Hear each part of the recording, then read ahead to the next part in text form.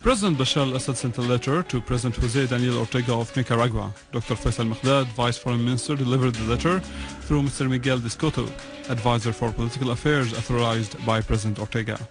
Mr. Escoto denounced all attempts to intervene in Syria's internal affairs, expressing support for Syria against the foreign plots targeting its independence and sovereignty.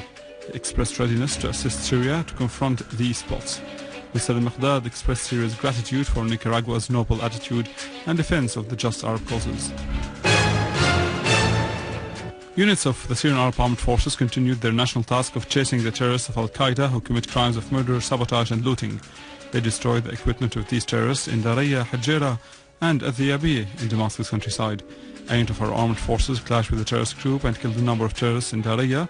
Another unit carried out an operation in Faiz Mansour Street in Hajera and killed one of the most dangerous terrorists called Muaz Numiri. They destroyed a pickup truck full of armed terrorists. Our armed forces also clashed with Al-Qaeda terrorists in Adhiyabiya and destroyed their mortar shells.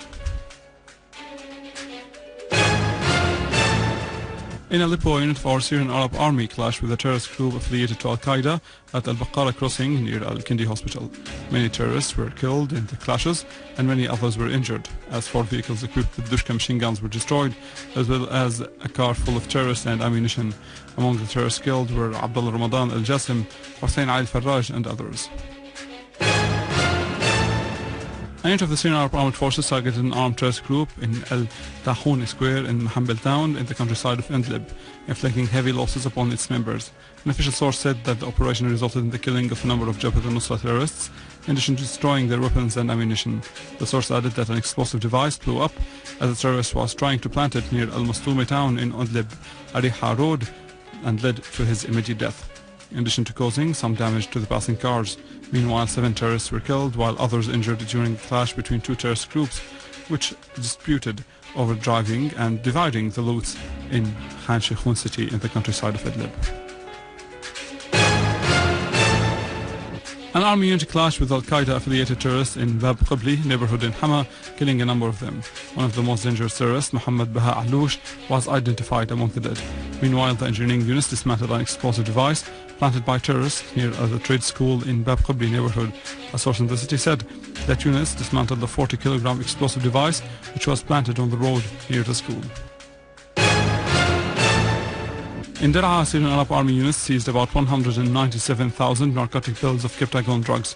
The drugs were discovered in a secret bunker of a pickup truck near the All Border Center. Investigations showed that the car was on its way to the Jordanian borders, where the smuggled drugs would be carried in a passenger bus to be smuggled abroad. Sayyid Hassan Nasrallah, Secretary General of Hezbollah Party, asserted that some suspicious people were trying to make Israel as a friend of Lebanon and Iran as an enemy. Such attempts showed these suspicious people to be servants of Israel. Mr. Nasrallah congratulated the people of steadfast Gaza for their victory on the Zionist enemy.